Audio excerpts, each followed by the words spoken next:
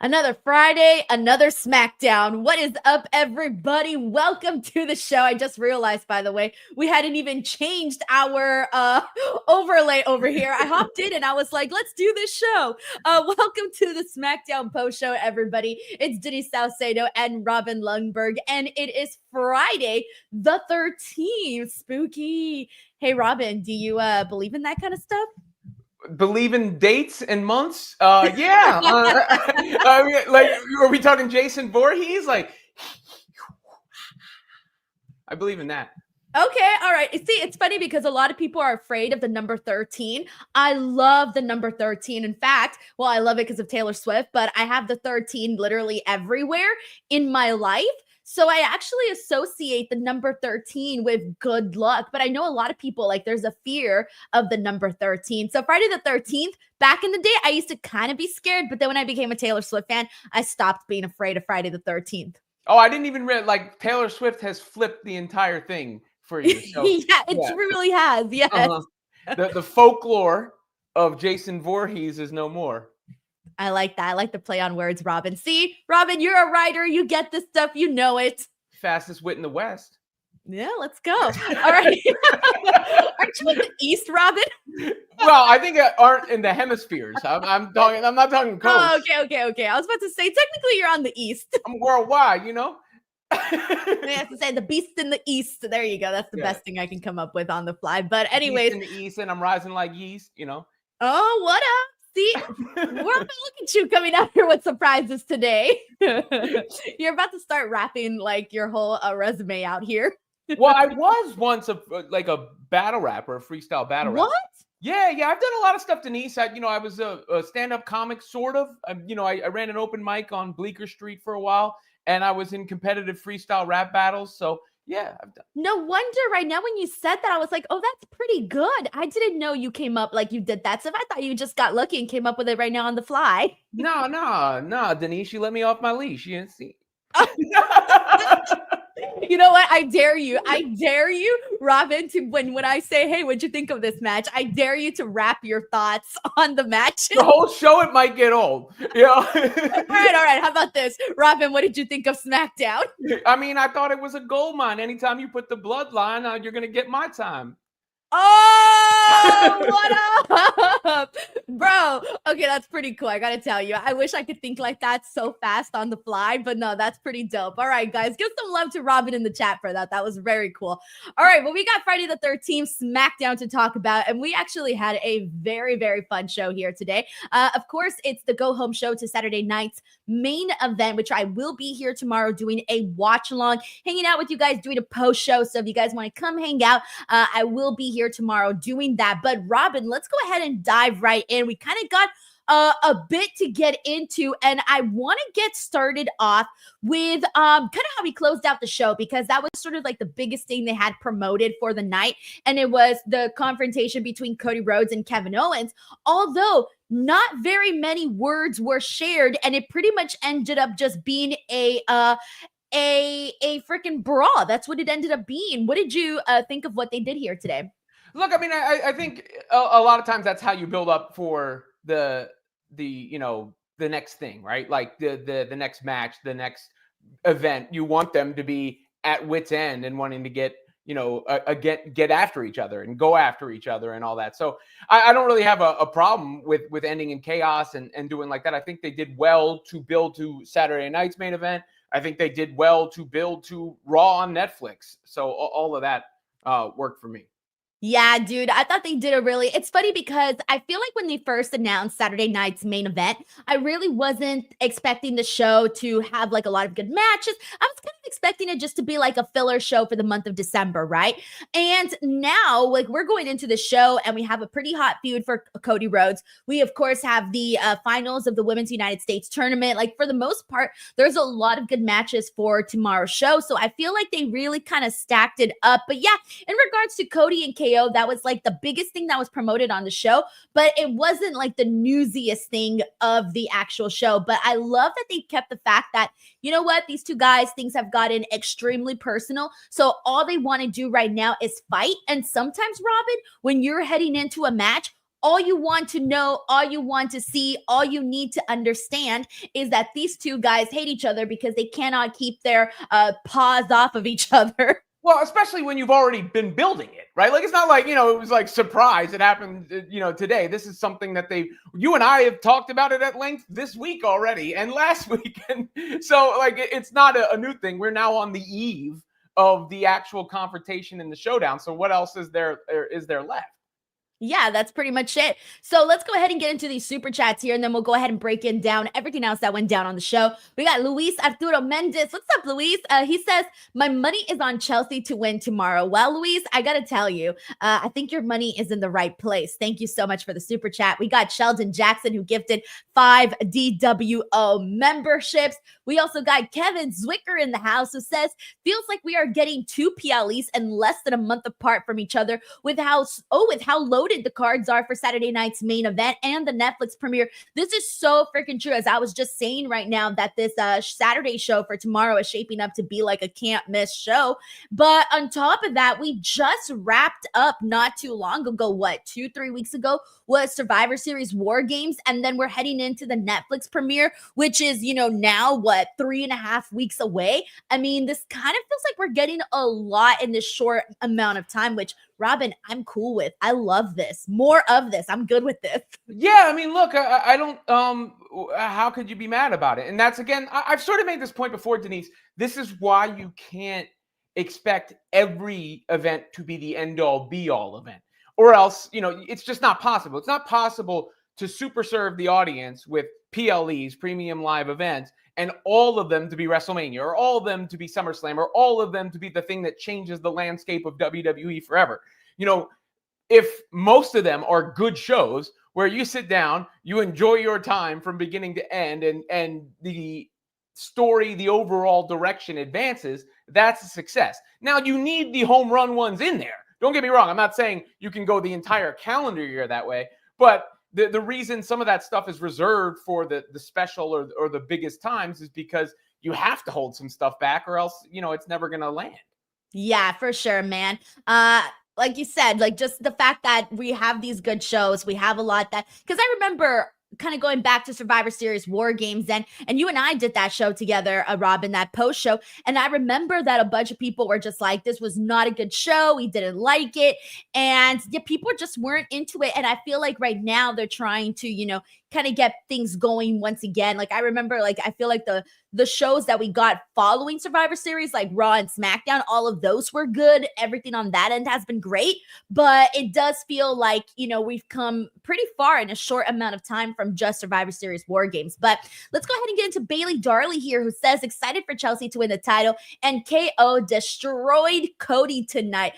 Bayley, thank you so much for the super chat. And I'm so upset, Robin, because I ordered the Chelsea green t-shirt the day that it was announced that it came out. And guess what?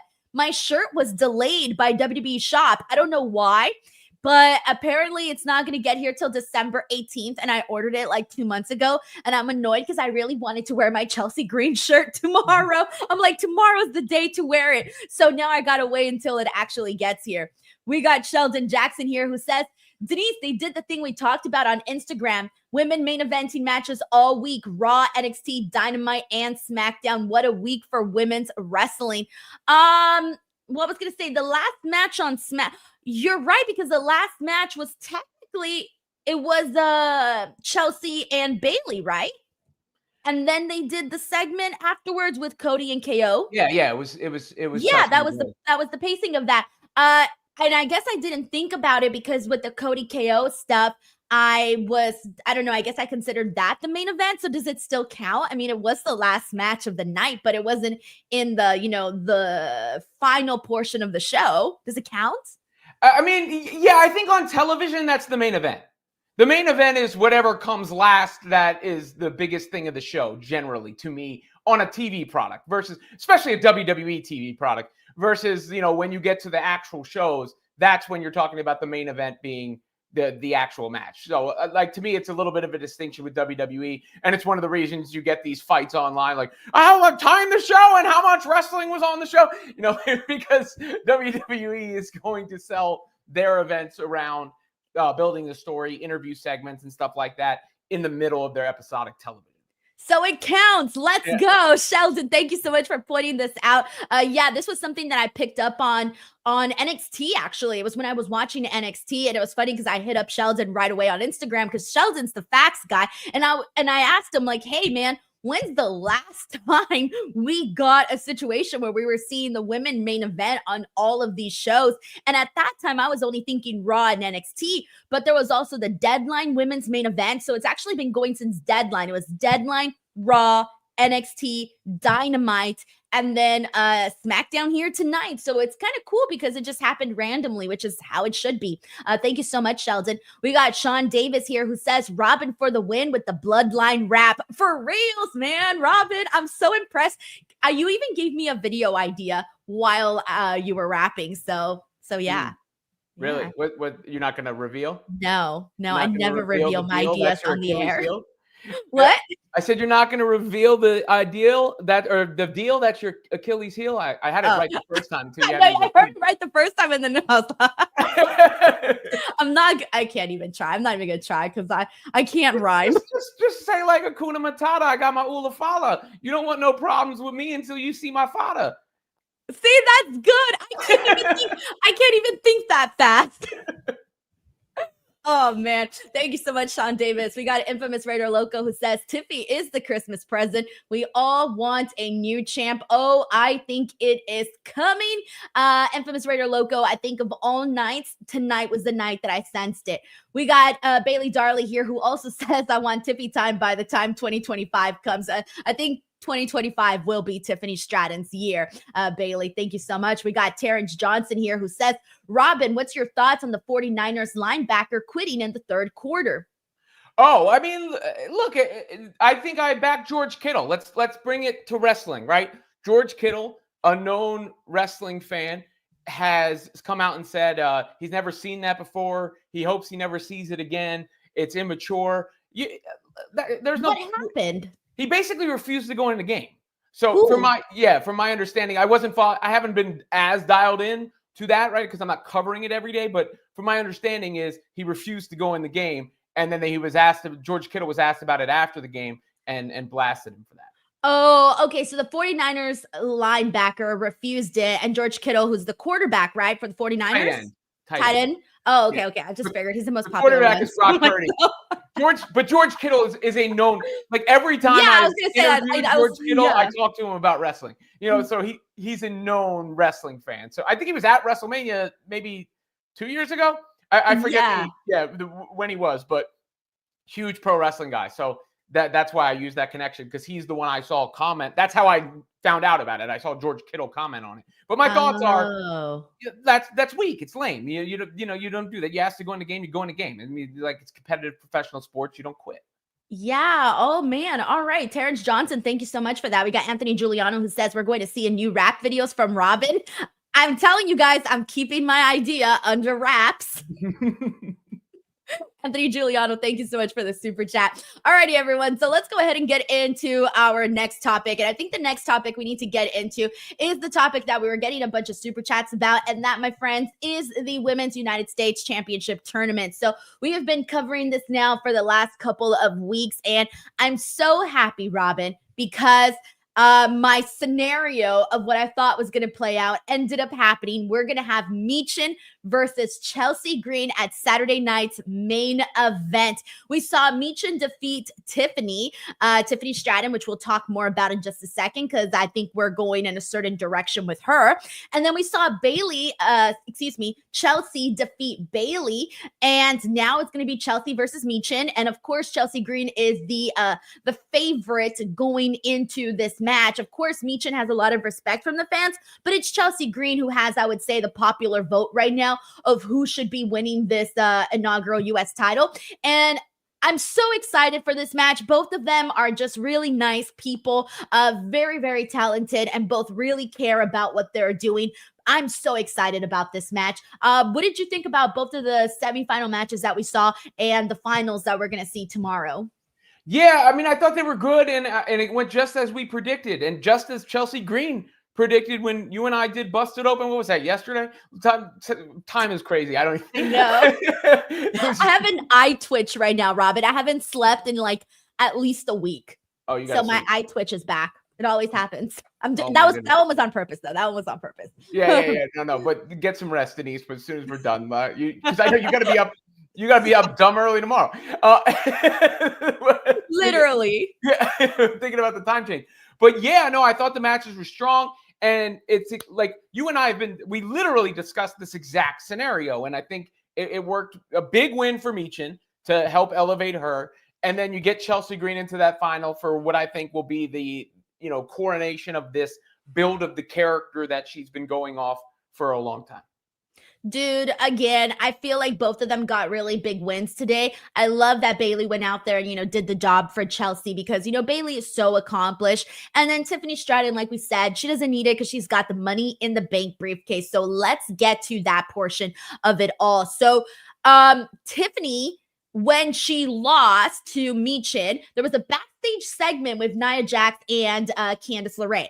And so first of all, Nia Jax basically kind of told her, not everyone is meant to be singles champion like me. Clearly a shot at Tiffany Stratton for not being able to take it all the way. So of course, Nia Jax is supposed to be her friend. She probably shouldn't be talking to her like that when she's down after she lost this match. And then Candice LeRae comes in and she starts talking to Nia about how she just got them a tag team championship match against Bianca and Naomi. That's another story we're going to get into.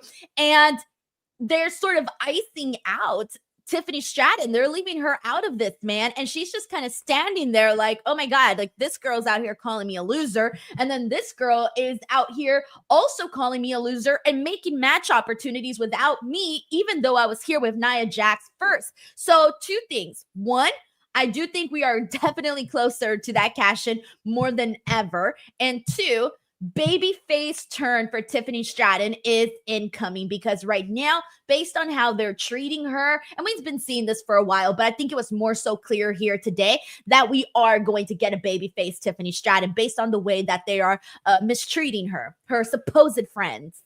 Yeah, no, I mean, that makes a lot of sense. And here's the issue, I think, and part of what makes sense if we're talking about Chelsea Green, because they're not exactly the same, but there's a lot of similarities between the Tiffany Stratton character and the current Chelsea Green character. So this could, if you are putting the U.S. title on Chelsea Green and you plan on Tiffany Stratton, cashing in and going to greater heights, maybe it does make sense to tweak that character a little bit to differentiate a little bit more. Because you see what I'm saying? They kind of have some of the same beats going on. And if you recall back when Tiffany Stratton really burst onto the scene, in that match in Australia, she was being cheered, not booed. Big time. Yeah, so there already is a contingent of fans who are ready to cheer her. So I think those 2 things come into play here where you can tweak it a little bit to differentiate it a bit more from Chelsea Green. Again, not saying they're exactly the same, but at the same time,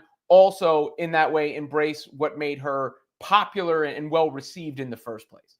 Yeah, because she really hasn't been doing the daddy's little rich girl gimmick that she was doing on NXT, because that is most definitely not a babyface character. And yes, you're right. When she was out there performing at the Elimination Chamber, she got over. I mean, 1, she looks the way that she looks. I mean, she literally looks like pop star Sabrina Carpenter, who I have a giant poster of in my wall. And now I feel like I have Tiffany Stratton on my wall because they pretty much look absolutely identical. So obviously she looks the way she looks, but here's the thing though.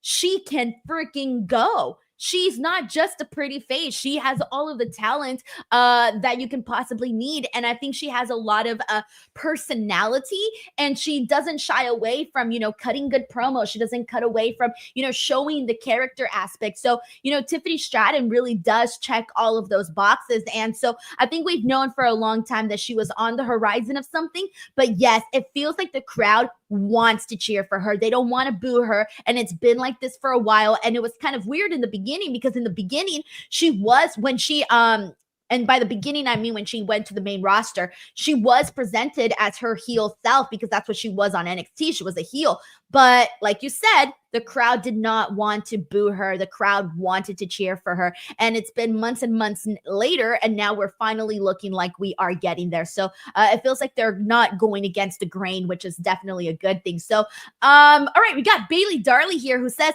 does DIY have a new theme? So they did a vignette, basically just kind of talking about their past actions and why they did what they did.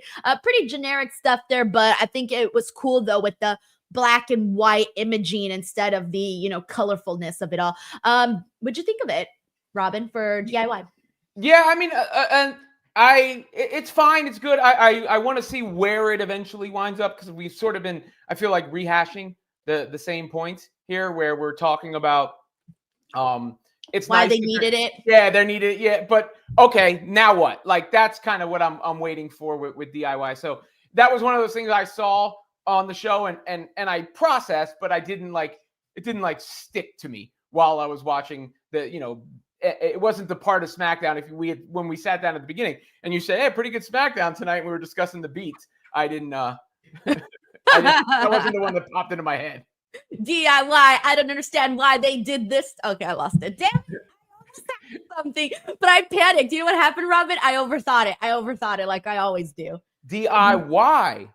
See, that's what you need to know. That was the question that I'm posing. If you don't understand, as I'm proposing every aspect of this WWE Smackdown until I get down, it's to go down behind the flow down. No, that was terrible. I'm sorry. I apologize. I ruined everything I did. I need a do-over. You got to earn your stripes again, Robin. Yeah.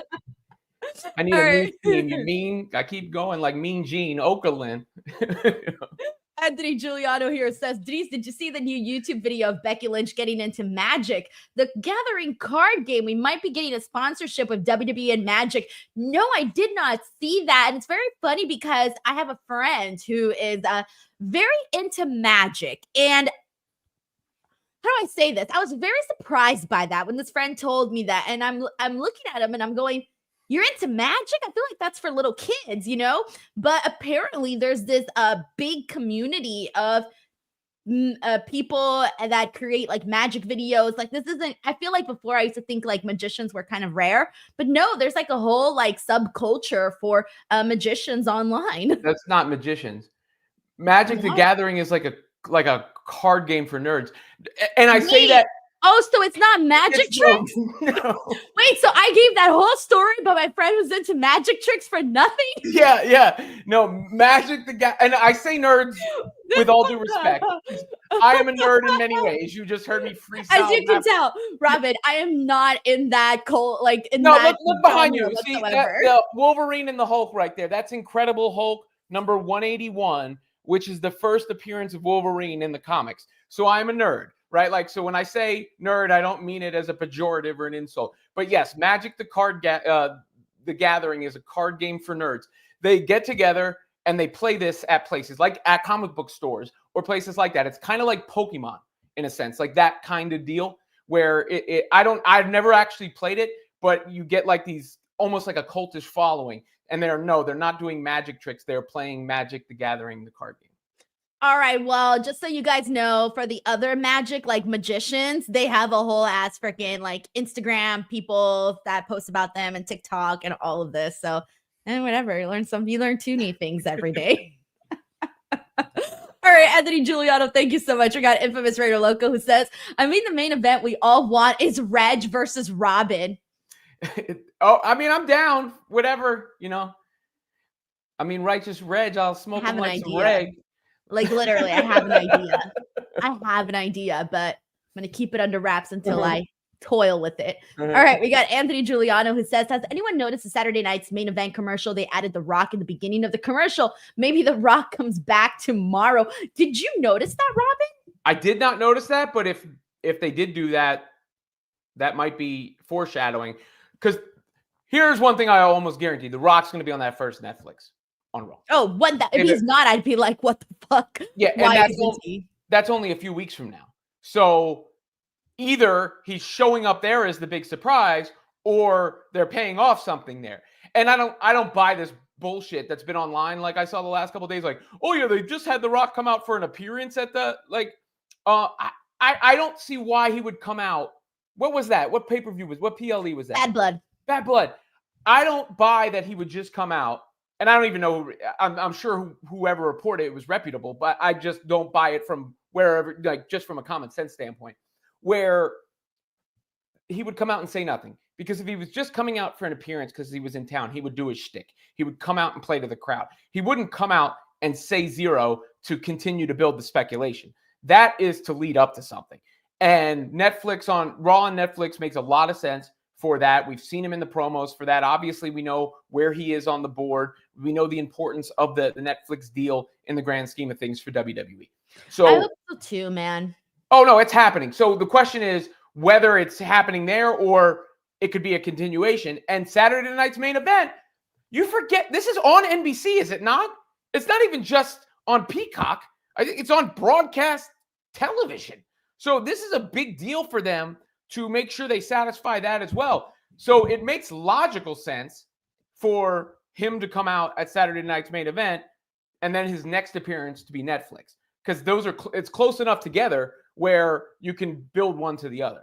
Oh, yeah. No, I'm glad that you pointed that out because, like, in my mind, because I know I'm going to watch on the Peacock, like, in my mind, it's on the Peacock. So I haven't even, like, thought about the whole, NBC aspect of it, even though that was mentioned in the press release when they first announced it and all of that. But you make some solid points, man. You really, really do. I feel like that's probably, that's definitely why they are stacking up the show the way that they are. So, yeah, you're onto something there. Thank you so much, Anthony. We got Terrence Johnson who says, are you watching Collision tomorrow?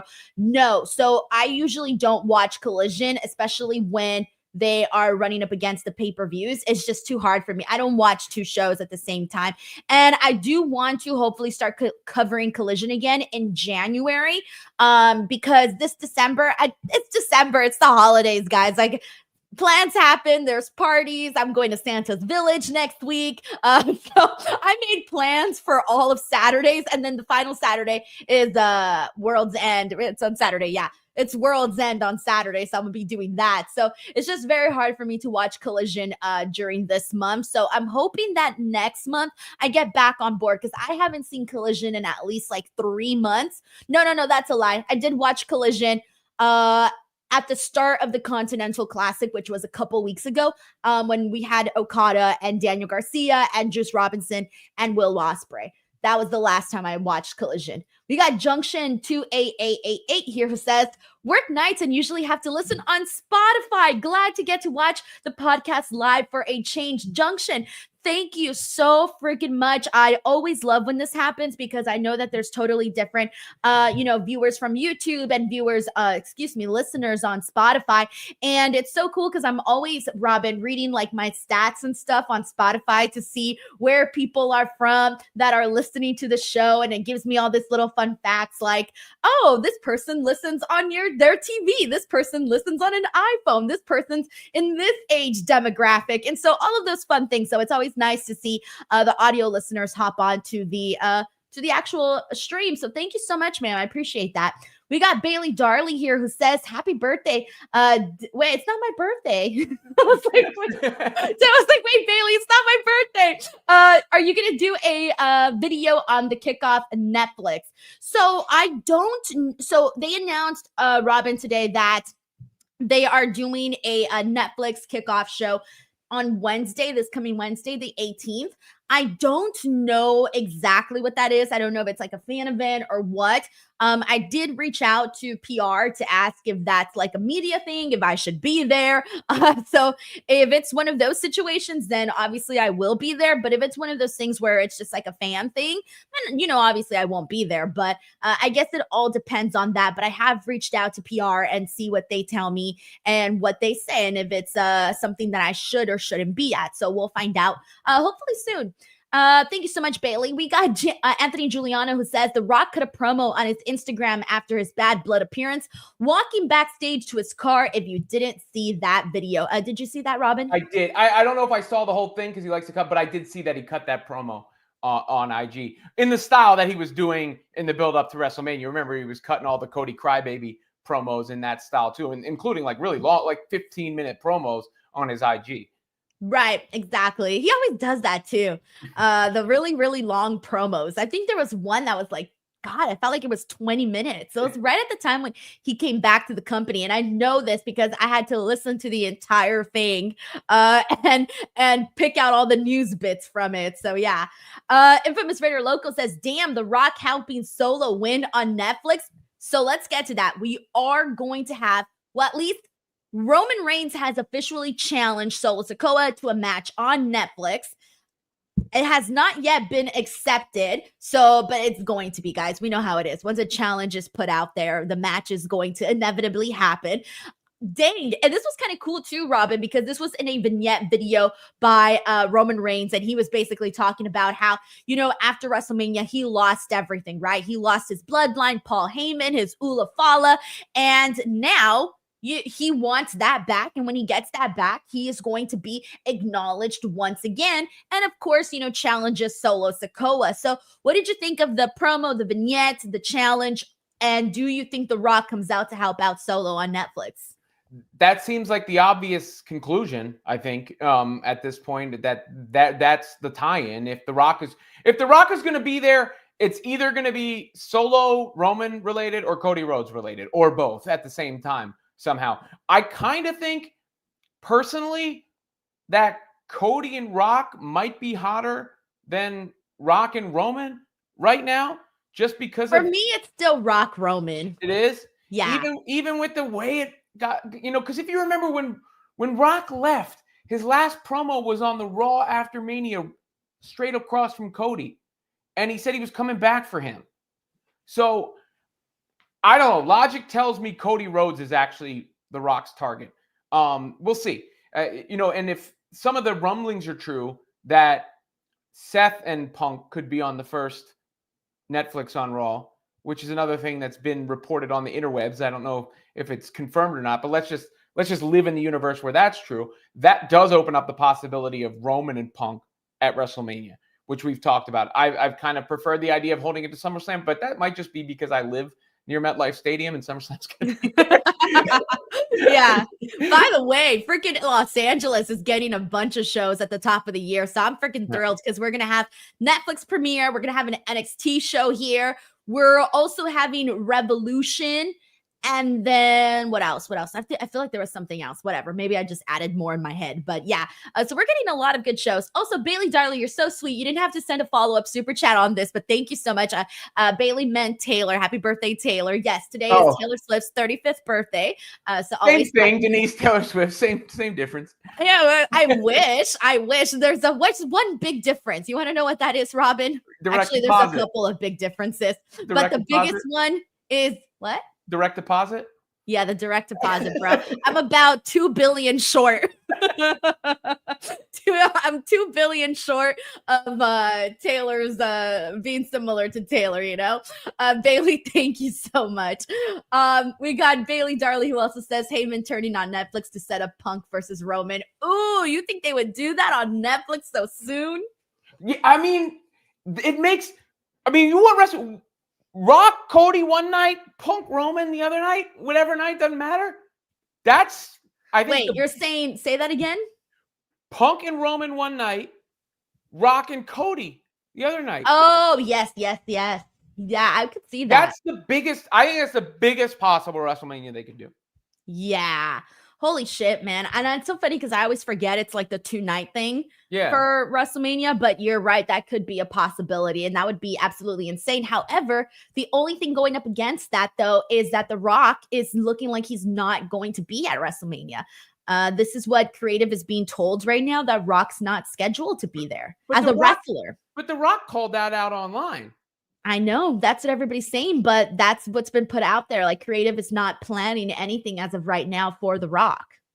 Then why are we talking about The Rock being on Saturday Night's Main Event in the first Raw on Netflix? Maybe he'll be on Raw's Netflix. I have no idea. I mean, with The Rock, you're using him in all the promo for it. Like, I don't think it's good faith to directly use him in all the promo and then not pay. The Rock is on the board of TKO, the parent company of WWE. So there is incentive. There's direct incentive for The Rock to participate from a financial standpoint. You know, The Rock's ego believes that the best way he can help is to be The Rock and be involved. Even the last time around, the talk was coming in to save WrestleMania, right? So I'm not saying it's a guarantee, but am I going to believe the reports, or am I going to believe what The Rock himself said from his own account? I would believe the reports, Robin, and here's why. Okay. History and precedence has told us that The Rock works on a whim. And we know this because who was our Royal Rumble winner? Cody Rhodes. Who was literally won the Royal Rumble, was going to get a WrestleMania match against Roman Reigns. And then all of a sudden, they decided, because The Rock wants to wrestle Roman Reigns, that they were going to take away Cody Rhodes' WrestleMania match. Think about that. Like, that's the way The Rock works. He came in and was going to take this man's match after he won the Royal Rumble and all of these months and months and months of storylines. And if it wasn't for the fans and the outrage from that, we would have probably seen Cody Rhodes get screwed out of his match. So that goes to show me that The Rock could literally, in a month before WrestleMania, could literally say, hey, I want to wrestle on the show, and then it could happen. But as of right now, it's apparently not happening, which is why I do believe that, based off of, history. But basing it off that history, extending that logic, that means we can't believe it because he could change on a whim at any time. So, right, but we can believe that that's the truth right now, though. But will it change down in the future? It could. Or I could say, I don't know. But as of right now, he's not supposed to be at WrestleMania. If I had to put money on it, he's at WrestleMania. I hope he's at WrestleMania. I feel like it all would make sense for him to be at WrestleMania. But as of right now, there's no plans for him at WrestleMania. I'm just telling you, whether if I had to put him, if we were making a wager, I would wager for The Rock being at WrestleMania rather than against. Right. But I guess we'll wait till we get closer. I hope he is at Mania, because it's The Rock, man. And he's gonna, like everybody, everybody's getting older, man. You got to do what you can while you can, but we'll see. Bayley Darley, thank you so much for the super chat. All right. So, let's go ahead and get into, God, we got kind of bit here. This is interesting. Let's talk about this next thing. Carmelo Hayes versus his mystery opponent. That was Braun Strowman. So Braun Strowman's back. He was gone for a bit, and he's here. And how do I say this? I'm worried about Carmelo Hayes on this show. Also, by the way, Braun Strowman is now officially a SmackDown superstar based off of the talent transfer window. But I'm sort of worried for Carmelo Hayes' future, just based off what we're seeing. He kind of squashed like a bug out there. They fed Carmelo Hayes, your first round draft pick, to Braun Strowman, the guy that was having some of the best matches on NXT, former multi-time NXT champion, former NXT North American champion. All of these accolades just fed to Braun Strowman in a very, very quick fashion. Robin, were you as surprised to see this? And are you at all concerned about what they're doing with Carmelo? I mean, I don't think what they've done so far with Carmelo is commensurate with where he was drafted. So I agree with you there. I'm not so worried about this specific instance versus that, because to me, it's been, months long, not just tonight's episode. I don't feel really differently about him today than I did last week because of this match. But to your point, I was watching SmackDown with all three of my kids, right? And my daughter, Ronnie, she was intently watching that match. And she's like, oh, Braun Strowman's back. And then she says, that match was fast. And I said, yeah, Ronnie, that's called a squash match. And learning the wrestling lingo. So I think Braun Strowman, he's a big, imposing character. He had that big, imposing battle with Bronson Reed. I understand it. The monster among men, you want to keep that going. I don't think Carmelo lost much from this specific match. And actually, I like the way he sold it. He sold it really well afterwards, like he did just get his ass beat. However, I guess what I'm trying to say is, from a micro standpoint, I'm not concerned about this for Carmelo. From a macro standpoint, perhaps a little bit, because now we're dealing with months and months of him not looking like a future superstar and in fact looking like a mid-carder or even borderline jobber. I am sort of concerned only because Like, part of me is thinking, oh, what if this is part of his redemption story? Maybe they're going to do something like that. I don't know. But this does worry me because it's not like it has been, so impressive like his first run. But that at the same time, it hasn't been terrible either, because let's not forget all of those really great matches that he had with Andrade. And remember how many times they ran that back? I mean, they did that, what, 7 times? So I can't even sit here and say it hasn't been unimpressive, because those matches were impressive enough to happen so many times. But in terms of everything else that it takes to get over as a WWE superstar, that hasn't happened yet for Carmelo. And I really do think Carmelo has all of the talent in the world to get there and to eventually be, him, that guy. But right now, this kind of worried me a little bit, just seeing them feed him to Braun Strowman. It did kind of put a little bit of a dark cloud over my expectations of Carmelo Hayes on SmackDown.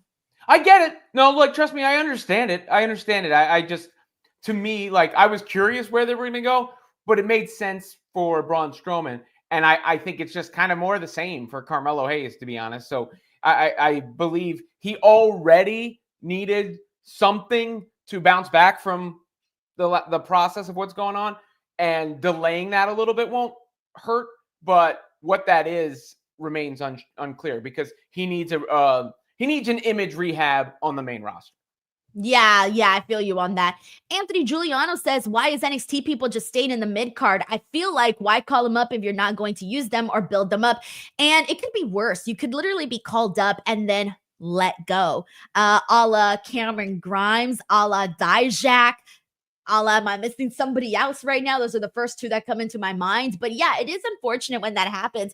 And I was just thinking about that today, because I put out a new video, which you guys can check out. As you guys know, I'm posting daily videos here this entire month on the channel, which is just killing me. But it's killing me in a way where I'm really busy, but also really reigniting my spirit in terms of really getting me and just thinking of a lot of different ideas and whatnot. But the point is that I brought out a new video today where I picked every single best match from every NXT PLE. And when I was watching this match, there was one match in particular that I was watching, and it was Lullaby, Lyra, and Roxanne. And I was thinking about where Lyra was at when she was on NXT and kind of where she's at now in the main roster. And I started thinking like she felt like such a big person, like such a great wrestler on NXT, and now on the main roster. Like, I can't even tell you the last time we saw her on Raw. And so that's kind of upsetting when you see that happen to talent, and it happens to a whole lot of NXT talent. Of course, there are your exceptions as of late. Oh, Baron Corbin. I mean, Baron Corbin had a totally different journey, so he's not the same as, like, Cameron Grimes, for example. But Baron Corbin was on NXT, went back to the main roster, and then, it didn't end up working out either. But of course, totally different story with him. But regardless, I was going to bring somebody else up too, and now I'm blanking on who I was going to bring up. But what I'm saying is that it does suck, though, when you do see a lot of these people, get put in those positions. Of course, that's what I was going to say. There are exceptions. There are those people that get called up and shit really works out for them. Example, Tiffany Stratton. It's been working out for her a whole lot. Braun Breaker, really working out for him a whole lot. So it's this really, really extra special people that you are seeing find success on the main roster, but getting called up obviously doesn't necessarily equate to, oh, you're going to have success, even if you are talented on the NXT brand. Yeah, I mean, look, and all, it doesn't have to be overnight either. So, like, I think part of that is people who are NXT fans, and then they're rooting for their NXT superstars. But there are a lot of superstars who, if they didn't start on NXT and they started on WWE, didn't necessarily rocket ship right at the beginning, right? So you think of it as, like this natural elevation. They're getting called up to the big leagues, and all of us are going to run things. But really, they're getting called up to the main roster with all the other people on the main roster. Because they came from NXT doesn't make them better than the people who didn't come from NXT. And there's been other success stories. We just talked about so many of the women who have come from NXT and are now heavy hitters. I mean, almost the entire women's division was in NXT at one point, and we're now talking about as main eventers. So I think that's a little overblown. And maybe it's a little recency bias, right? What's for the recent NXT talent? Yeah, that's what I'm saying. Yeah, a little recency bias, because the history tells us that a lot of the NXT talent has gone on to huge, big things. So let's simmer down a little bit. It's only been, when did even Carmelo Hayes get called up? He got called up he was making SmackDown appearances prior to the draft. Yeah, but the draft was after. It's been less than a year, well under a year, right? So I give it a little time. Plenty of performers have looked like this and then all of a sudden been, hell, we just talked about Shinsuke Nakamura and Finn Balor, who have toiled away in mediocrity for a long time. And now, a very long time. Yeah. And now all of a sudden they're getting renewed pushes. So just because he came from NXT doesn't mean he has to have the universal title or whatever they're calling it now. Right. But it's not like, he has to win the universal title or anything like that. It's just more so of, I don't know. It's more so of just having them go out there and here's the thing. They're not showing the same things that they were on NXT. I think that's the big thing. Specifically speaking for Carmelo. For Carmelo, he was known for these really great wrestling matches, and now we're not really getting the opportunity to see that. I mean, we saw the 7 matches with Andrade. That's probably been the only thing. So I do get the sense of like, man, some people just get thrown, like they went from like being really cool on NXT to all of a sudden really not being anything on the show. And again, a couple of people, there are those exceptions, but we are seeing less and less of those exceptions, I feel, at least in this recent iteration of NXT call-ups. So we also got Stephen Marchuli here who says, without Rock, these 2 matches for WrestleMania, Cody versus Cena and Punk versus Reigns versus Rollins. Yeah, exactly. So it's kind of weird to say, like, of course we want Rock to be there at WrestleMania because he is The Rock. But at the exact same time, it's not like we're left with scraps. Like, we got a lot of really great options for money-making WrestleMania matches. Yeah, for sure. Look, I mean, they didn't need The Rock last year either. The need is the wrong word, right? Like, you don't need. Use, yeah, you're never going to turn down The Rock. The Rock is the biggest superstar in the history of the business. I mean, honestly, like Stone Cold Steve Austin, you could argue, was the biggest wrestler ever, like in the sense of like in the midst of as a professional wrestler. From a pop culture standpoint, it's The Rock and Hogan, I think. Like Hogan transcended what was wrestling at the time into popular entertainment. You know, he and Vince McMahon as sort of this tag team. Some of the shine has worn off them over the years, but nonetheless, at that time, they popularized wrestling into the mainstream. Hulk Hogan was the one who was in movies. The Rock has gone on to have the most successful post-wrestling career and become the biggest name, probably followed by John Cena since then in his wake. But so you're never going to turn down my point of bringing that kind of recognition to your product. 100%. We got D Martin 5th here who says, redemption storyline for Carmelo kind of reminds me of the MVP losing streak storyline from 2009 to 2010. Oh my gosh, I kind of remember that like very somewhat I remember that. But the only reason why I thought it could be a redemption storyline for Carmelo was because afterwards he was kind of just like, they made sure to have a beauty shot of him, a close-up shot of his expression where he's looking down and he's kind of, really thinking about what just happened out there. And that's the only reason it got me thinking like, hey, maybe this is just part of his story right now where, they maybe want to humble his character down or something. And I kind of hope that that's what it is. And it's not, hey, let's just feed this guy to Braun Strowman type attitude, right? Like, I don't want that for Carmelo Hayes. He's got so much potential, man. D Martin 5th, thank you so much for the super chat. We got Bailey Darley with a very generous super chat who says, The Rock versus Cody, Gunther versus Cena, Roman versus Punk, Io versus Rhea, Tiffany versus Charlotte, Lyra versus Dakota, Jade versus Bianca, and Kabuki Warriors versus Metaphor. That's it for now. WrestleMania matches. Some good picks there, Bailey. I would probably shuffle some around. I think it's a possibility of seeing... I would probably, based off of how I feel right now of what we're seeing, I would say Gunther, Punk, actually, Cody and Cena, and then Roman, Seth Rollins is where I would kind of shuffle things around right now. But who knows? What about you, Robin? Yeah, those are a lot of money matches. There's no question. A lot of different ways they could go. But if you're telling me the biggest possible WrestleMania, yes, Rock and Cody, Roman Punk. Those are the 2 headlining matches. The Io Ripley thing was teased with the belt grab. I like that a lot. I hadn't thought of who Cena's opponent would be, but Gunther does make a lot. I mean, I'm still sticking with Cody and Cena. Yeah, that would be interesting too. But I appreciate this chat from Bayley Darley. I also saw an interesting theory today, though. Do you remember when Charlotte Flair had the stare down with Jade Cargill? Oh, yes. Oh my gosh. When Jade was having like all of these stare downs with people. Yes. And she said, you will remember, or you will something, like you will have something, whatever it was, foreshadowing. Charlotte Flair, the Jade Cargill attacker.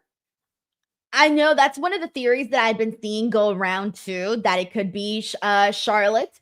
It's just so weird right now. Like, you don't really know what's going on with that. Like, is it a work? Is it not a work? What's going on? What are we seeing? But I would love it if it's Charlotte. But here's another thing. We do have, actually, we got to get into that right now, because we did have Nick Aldis basically tell Bianca Belair, like, hey, you're going to have to relinquish the title. And obviously Bianca is a fighting champion. She doesn't want to relinquish the titles. And so Naomi basically says, hey, man, like, I'll fill in for Bianca. I will do this. And so Nick Aldis is kind of hesitant at first, but he decides to run with it. And he goes, all right, but you guys got to be fighting champions, and you got to be ready to fight as of next week. And so this is still kind of getting me thinking that there is a possibility that it is Naomi who attacked Jade Cargill. The only reason being that I had said a couple weeks ago that it feels like, to me, they could tell the story of, I don't want to say like jealousy. Like, she was jealous that she's been, getting all of these opportunities. And look at her. She's been benefiting from it in the fact that she is now, a de facto women's tag team champion. Yeah, no, look, a lot of this, there's so many people to juggle. It's hard. Like, it's hard when you sit there and you have like this stance, like, everybody needs this. Like, that, you can't do it for everybody. So, some people are going to have their turn. Some people are going to have to work their way up. We would have been talking, let's use Chelsea Green recently as an example. We would have been we were not talking about Chelsea Green in any damn title picture until 2 weeks ago, or whatever the case is. So these things can change very quickly. So I think the dynamics can shuffle. Same thing goes for Carmelo Hayes, right? How many pins did Chelsea Green eat before this took place? I think, a lot of that can change quickly just with the right pivot, the right promo, the right angle, that kind of thing. Sorry, Robin, when you said pivot, all of a sudden I heard Ross in my head. Pivot. For Friends fans, you guys know what's up. Bayley Darley, thank you so much for the super chat. Now we're going to pivot onto our next one. Hey, we got John Taylor in the house. What's up, John? Very kind super chat as always, John. Thank you so much for being so supportive of this podcast. He says WWE on YouTube released a really good Kevin Owens video where he reacts to his career. I highly recommend it. It's about 45 minutes. Out of kayfabe. Also sad to report, Brian Keefe came out to Jericho's music tonight on Rampage. #SadReg. Damn it. So, Robin, Reg does Brian Keefe's theme song. Like, he did it. It's the Bad Apple. But the problem is, because Brian Keefe is in a stable with a learning tree, he always has to come out to the freaking learning tree song. So the only chance that Reg has a chance to hear his song played is when Brian has a singles match. And so we didn't know if he was going to come out to his Bad Apple song or if he was going to come out to the Learning Tree song. And he came out to the Learning Tree song, which is a real bummer because the Bad Apple song is way better. And thank you so much for letting me know about the Kevin Owens video. I love stuff that is not in kayfabe. I only like stuff that is the real person talking. So that is definitely something that I will be checking out as soon as I have an open slot in my schedule. So thank you so much, John. Yeah, by the way, I don't even know if we touched on a specific line from Kevin Owens. Obviously, this was in kayfabe, but I thought his bar about the Stardust was hilarious. And I think even Cody had to recognize that one was kind of ill. He was taken aback a little bit and was like, all right, you got it off. You got it. You landed it on me. Shot across the bow. Yeah, that is true. That was definitely something that piqued everybody's interest for sure. Thank you, John. We got Terrence Johnson here who says it can be worse. He could like the Ascension. It could be worse. He could like the Ascension. Could be worse. Hold on. Sorry, Terrence. You don't have to send in a super chat, but just explain what you mean on the chat, and I'll look out for your answer there. We got Anthony Giuliano here who says we haven't had a meaningful debut like the Nexus made a statement and had a big story with John Cena or Kevin Owens powerbomb John Cena and step on the U.S. champion. I feel like one of the last like big debuts that we got was it Jade Cargill? Was she the last one? And that was, obviously she didn't come from NXT. She came from AEW, but I'm trying to think. There's got to be somebody else, right? Besides Jade? Like recently? A debut? I mean, yeah. I mean, you had the Motor City Machine Guns came in and won the tag titles right True. away. Oh, yeah. There's another one. Yeah, that's another one. I don't think it quite had the magnitude or coverage of Jade, but, that was a debut. And they did belt him up, strap him up real quick. Yeah, that's all I can think of off the top of my head. Recently, yeah. Thank you so much, Anthony, for bringing this up. I do think that there are certain people that should just like bypass. For example, if and when Jordynne Grace goes to WWE, I know we want to see her wrestle a lot of the NXT girls. I know that, but Jordynne Grace should go straight to the main roster. Like that is somebody you just like send them right then in there. She should be feuding with Rhea Ripley, with Bianca Belair, all those people, Nia Jax, you name it, whoever. That's somebody that I would want to see go straight to the main roster. Yeah, no doubt. I mean, I think, when you come in and you have that sort of oomph and pizzazz, that's the natural step. You don't want anybody toiling away. You want to capitalize on that immediately. Braun Breaker, what about him? Where was how long ago was that? From NXT. Braun Breaker's kind of been there for a minute now. Yeah, he's been there he got called up. I think it was a little bit before Baron Corbin, or was Baron Corbin called up at the exact same time? I don't remember the timing of that. But yeah, it wasn't too long ago either.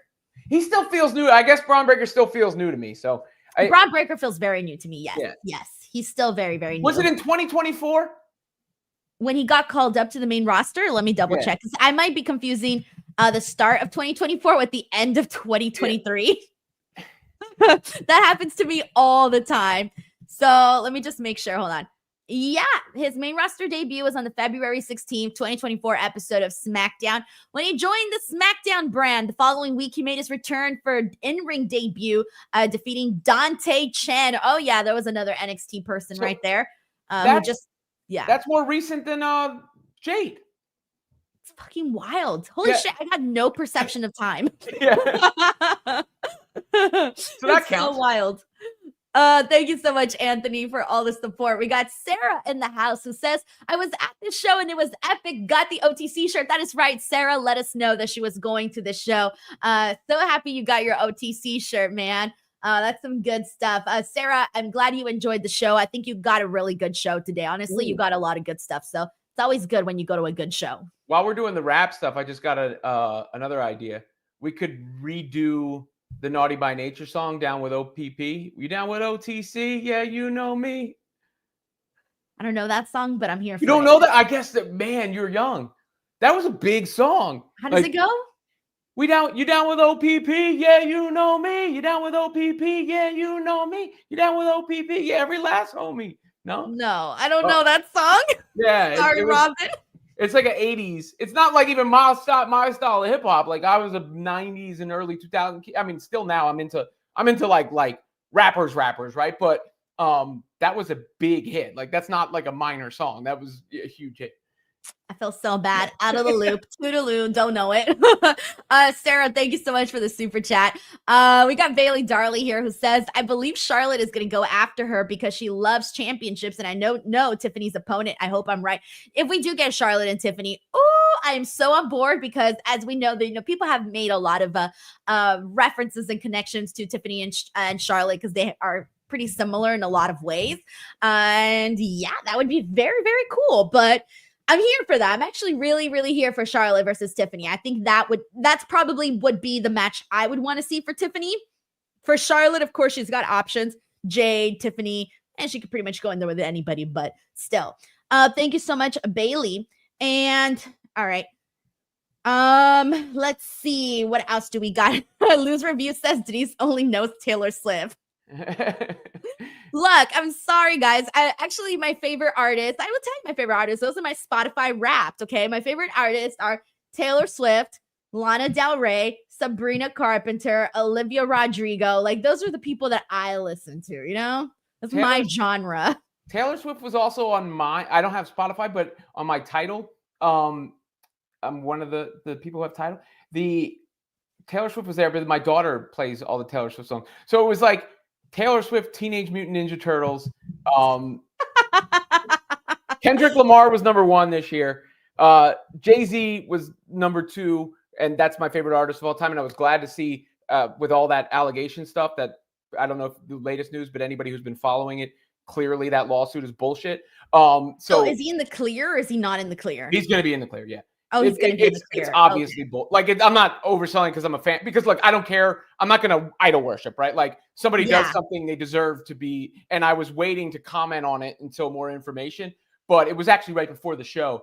So NBC News did an investigation into it, and they talked to the accuser, who happens to be an autistic woman, who recounts the story. And in the story, there are like, they headline it as several inconsistencies, but these are major like she says that she spoke to one of the members of Good Charlotte at the VMA party, and they talked about his tattoo, and Good Charlotte was not there. They were on tour. They put out a statement saying they were on tour and not there.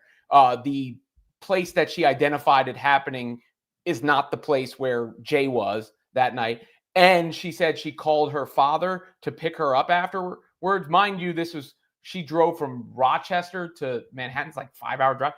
And she said she called her father from a gas station to pick her up after all this happens. She's supposed to be 13 years old. Her father said, I don't remember that happening. So, what? Yeah. And then Jay put out this statement right before we went. But unless like somebody else comes out, then he's like, you know. He said, today's investigative report proves this attorney Busby filed a false complaint against me in the pursuit of money and fame. This incident didn't happen, and yet he filed it in court and doubled down in the press. True justice is coming. We fight from victory, not for victory. This was over before it began. This 1-800 lawyer doesn't realize it yet, but soon. Wow. I was going to say, when all the P. Diddy stuff like happened and they said that he was going to, you know, drop a list or something about, you know, all the people that showed up to his parties and were involved in the videos and stuff. And I clicked on the comments and everybody was saying, oh yeah, Jay-Z is going to be in this. And I thought, damn, like this is going to go down. Well, I think that's probably why this happened, is because look, Jay-Z and Diddy did work, like they did have a relationship. They weren't like best friends, but they did have a working. I don't know what he did. I like in other. Well, either way, they have tapes, so whoever was in those tapes is going to come out regardless, right? No, because he's not in the criminal investigation at all. No, like, they've already said that. The lawyers have put that in. Yeah, okay. There's no. He's not in any of the P. Diddy. He's not in any of the P. Diddy criminal stuff. But you saw this online speculation. At least for this specific instance, it looks like this lawyer sees here's big, powerful figures with a lot of money associated with Diddy. Let me just bring this lawsuit to kind of try and shake them down. And instead of quietly settling it to make it go away so it didn't go in the public, Jay said, no, go ahead. You know, let's see this thing to its end. Wild, man. Ooh, I thought I was like, shit's about to go down. We'll see. It doesn't mean, you know, not, but then it's also hard. Like, for one, though, it really sucks, to be serious for a second, for people who bring serious allegations that this kind of thing could cast theirs in doubt. And then for anything else that comes up, it's going to make it tough. That's a whole tangent. But yeah, I feel you. All right, we got where was I at? I'm sorry. Terrence Johnson here says, oh, he was talking about the Ascension. I was mentioning how the Ascension were dominant on the NXT and then chumps on the main rosters. That's how it could be worse. Yeah, that or you lose your job, right? Like that or you lose your job. Those are the two not so great options. But Terrence Johnson, thank you so much for clarifying your super chat. I appreciate you resending that. Thank you. Junction 2888 says, with Tessa Blanchard back in TNA, do you think WWE would use her, or is TNA going to use her to fill the void of if and when Jordynne Grace goes to WWE? So that's obviously the big news too. Just FYI, in case anybody missed it here today, just as SmackDown was going on, obviously TNA is also having a show right now. And earlier reports came out that, you know, Tessa Blanchard was, you know, probably going to go back to TNA. Well, it's official. She is back in TNA. She attacked Jordan Grace, unmasked herself, and, did a whole interview about how she's back to get what she wants. And here's the thing, like, Tessa Blanchard has had a very problematic history with, basically being a bully backstage to a bunch of the women, and also being, quote unquote, racist. That's what was the problem, that she was accused of racism, and there was a bunch of people that came out and supported that, and accused of being a bully. So all of that, right? But if you kind of remember, from what I recall, Robin, TNA never let her go for those specific reasons. They let her go because she didn't want to work during COVID time, and because she didn't want to return the championship belt. So I don't know that they necessarily had a problem with her behaving the way that she was. And it was more so the fact that she didn't want to work during COVID, and then didn't want to return the championship belt. So it's a very complicated thing, because I know that, there's a lot of women that are not going to want to work with her. I think it was also reported today that, Jordan Grace, who is in this program with her, did push back against this. I also don't necessarily, I also feel like if Tessa Blanchard would have apologized to everybody and really came out and did that, I think people would be more willing to, like, accept her getting a second chance. But I don't, because she didn't do all of the work of, apologizing and all of that. That's why people still have a lot of, sour taste in their mouth. She is a very good wrestler. We know that, but that's not really what's in question right now. The question is, is she going to be doing the same things that she was in the past? Right. And then, Jordan Grace does look like she's most likely going to be leaving TNA, given the fact that we've seen her on the Royal Rumble, we've seen her on NXT. I think she's ready, pretty much out the door. And yeah, Jordan Grace was probably, right now, one of TNA's biggest stars. Like, keep in mind, they also lost Deonna Purrazzo. They lost Taya Valkyrie. Those were other big stars for them on their show, and Jordan Grace in particular. And so I do think she was brought back for that specific reason. And I think TNA is just, like, cool with it. Like, that's my assumption. I think they're just cool with it. I don't think they really care about all of the outside conversations of people getting upset, which sucks, because one of the things that I've been seeing from a lot of fans right now is, like, man, TNA was doing a lot of really good work right now. Obviously, they're selling out so many of their shows. Like, they're doing good work, right? According to some of the people that I've been seeing. But they said, like, this was a slap in the face to a lot of the fans, because they feel like, why would you take these steps back right now and bringing back Tessa Blanchard? So this is a complicated situation, and I guess we'll just see what happens and how this ends up going. I mean, and if she makes amends with all the people that she, bullied. Look, not to make light or minimize anything, right? But we've seen in wrestling a lot of stuff forgiven, swept under the rug. I mean, I never would believe CM Punk would be back in he's back in WWE. Stone Cold Steve Austin walked out on WWE and came back. There's more serious stuff, obviously, that's happened away from the ring too, that people have come back from. So it would certainly not be the first time a promotion has welcomed somebody back who either did something that upset the fans or did something to upset their peers. Right. So we'll see what happens. Junction, thank you so much for bringing it up. We got Anthony Giuliano here who says, we haven't got Bianca versus Charlotte yet, and if it's too early to say, thus Bianca is undefeated 3-0 at WrestleMania, the new woman Undertaker streak. Yeah, she's Miss WrestleMania right now. Like, that's why I love Bianca. She's my favorite. I'm always constantly putting her over, followed by Charlotte. Love Charlotte too. So yeah, it would be very, very cool to see Bianca versus Charlotte. We got Sleeth Boy here who says Nia Jax quit X. She should retaliate by joining PFC and renaming themselves as Retribution. Oh my God. Oh, poor Retribution. Thank you, Sleeth Boy. We got David Primero here who says, shocked to hear Naomi and Bianca will defend the tag team titles next week. Will this be another heel turn to drop the titles like with what Trish did to Becky? Well, I'm telling you, I sense that Naomi was behind all of this, to be honest, but I feel like it benefits her to be a champion right now with Bianca, but who knows, if she were to turn on Bianca, we could see that happening too. Yeah, I mean, I think Naomi is an interesting one. And it would make sense to do something with her. We've talked about that a while, like that kind of same level of righteous indignation about how her career has gone and how she's been treated in WWE, especially relative to the people that she's worked most closely with. So that definitely makes some sense as something to watch out for. Thank you so much, David. All right, we got 2 more topics to get into. All right, Jimmy Uso. He goes out there, talks about his broken big toe in a very hilarious manner, but he ends up getting claymored by Drew McIntyre. Of course, Drew McIntyre on Raw said he was pretty much coming after everybody that was on Roman Reigns' side in that War Games match. And I just thought, man, how savage of Drew McIntyre to go out there and freaking claymore a man with a broken big toe.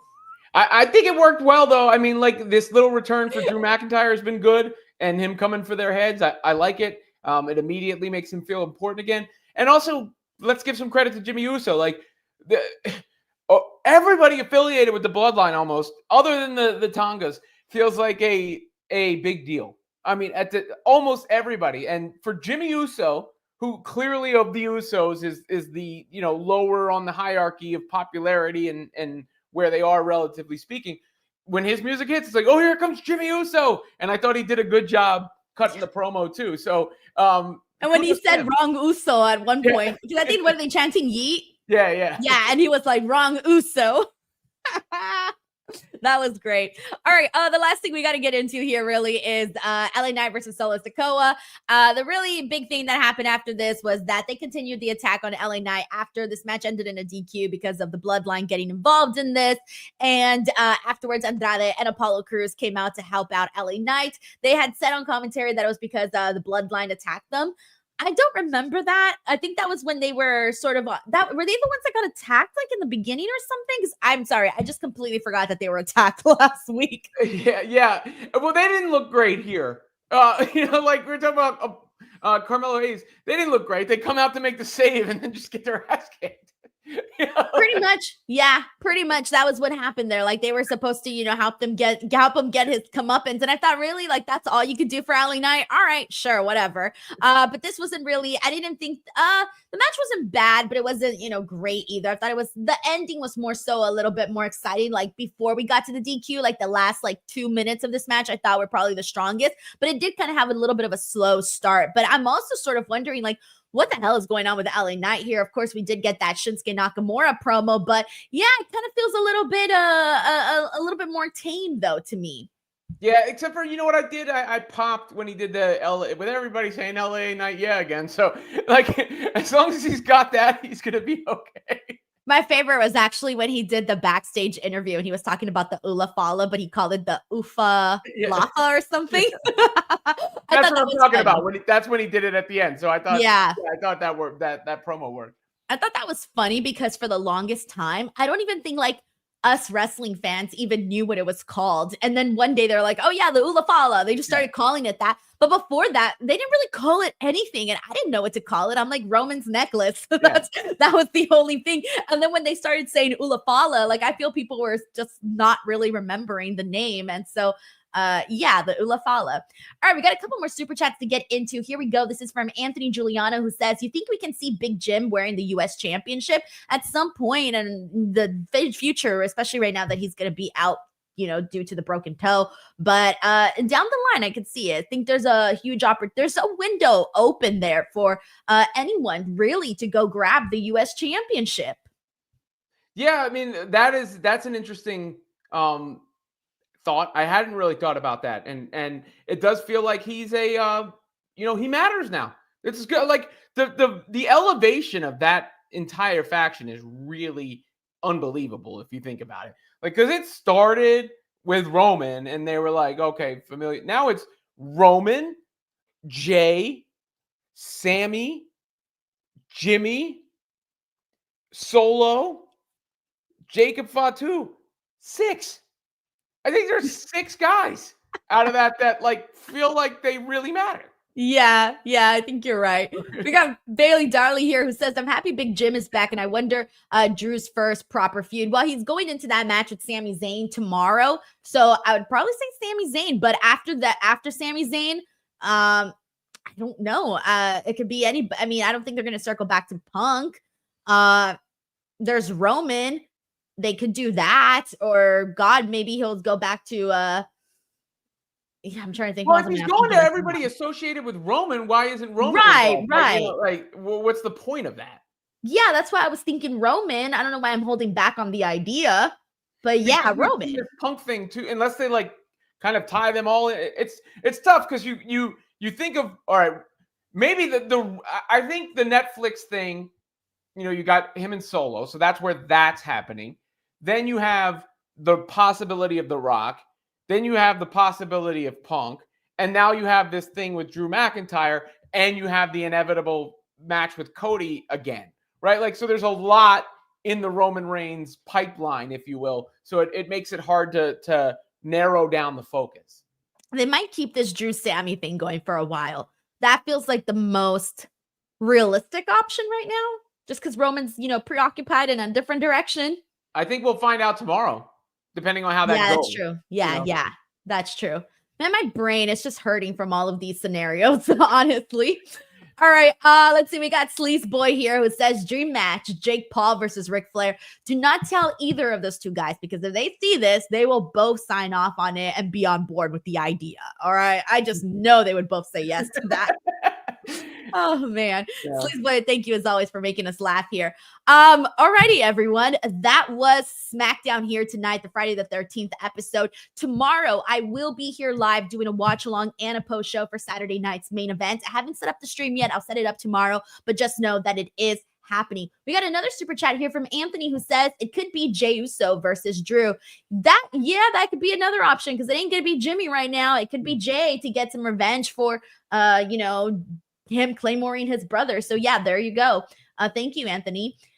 All right. Robin, what do you got to promote? Let us know what's going on. You can check out Robin Lundberg on YouTube, of course, Women's Fast Break on SI. And Raj Talk, my son's YouTube channel. I went on there earlier, and he has a little short up that says his goal is to get more subscribers than his dad. And he green screened like my logo and me behind him, and wrote, go get more subscribers than my dad. So go help him do that. Robin, what are you going to do if he manages in his goal? I'll be happy for him. I mean, you're going to be like, wait, how did he beat me? He's got a little ways to go. And he's got to work. I was going to say, it'd be very impressive if he were to be you. I'd be like, damn, you need to teach me YouTube. He gives me, the way he edits some of the videos impresses me. And then like some of them, look, I've been giving him a little coaching because he needs a little coaching, but he's got some of them that I like genuinely crack up at. So like, and I can follow in your footsteps. Some of the inspiration that he's gotten, it's almost like makes me proud, like in a way, because I can see he learned how to like present a topic, or like start a debate in that way, or like, and I can tell where he got it from, but he doesn't tell me about it. He's just doing it on his own, I feel like, imagine if we had those resources when we were young, Robin. Like at our age, we weren't. I mean, I would literally. Okay, I don't know what they're called, but those little like metal things. I'm looking at it right now on my door. Those little metal like door stoppers on the doors. Yeah, the door stopper. You know what I used to do for fun as a kid? I used to push those side to side. That's what I would do as a kid. Like if I didn't have toys to play with, I would play with that. I would play with the fan. I'd go in the fan and make sounds, Like we played with stupid stuff when we were kids. And now kids these days, like they got TikTok and YouTube, and they grow up with all that cool stuff. I went outside, I went outside. I didn't have a phone. You played tag, hide and seek. I just told my parents I'd be back later. Bailey Darley says, can you link his channel? Do you have it to put in the chat here? Let me see if I can get the link. All right. Well, in the meantime, while you get that link, I will thank you so much, by the way, to Bailey Darley for the super chat. In the meantime, guys, do not forget to check out WrestleMania. That is happening each and every single day this entire month. I've already uploaded 13 videos. They've all been super different topics. We've got games. We've got so much that's been going up every day. I encourage you guys to check those out. Give me some feedback, man. Let me know what kind of videos you're liking. And then on top of that, all of the AEW All-In content, it is up right now. And, okay, I just got the, hold on. Now I have to... Let me get this, and promote the rest of your stuff, and I will put this right now in the chat. Yeah, I mean, I promoted my stuff, but just go check it out. If you're into all the Caitlin Clark discourse of the week, that's been going on Here a we ton. go. And of course, you know, the wrestling stuff. Raj has Roman Reigns, I think, as his icon there, doesn't he? You know, so that's the inspiration that comes there. It should Saturday be. night. Oh, there it is. It's now on the chat. So for There you go. everyone asking, there it is. Thank you, Denise. You're welcome. You're welcome. All right. Is that it? Did we cover everything? We're good? I think we're rambling at this point. All right. Yeah, we're stalling, guys. Unless you want some more rapping. Wrap us out, Robin. Close out the show with a rap. All right. It's at this time we lament. It's Saturday night's main event. I'm going to keep on going and pitch a tent because y'all can't stop everything. It's like Lent or something in my pocket. I keep on going until I rock it like Rock'em Sock'em Robots. I hold up the one like I'm Roman Reigns, and you know this flow, it's just insane. Bye, everyone. Yeet.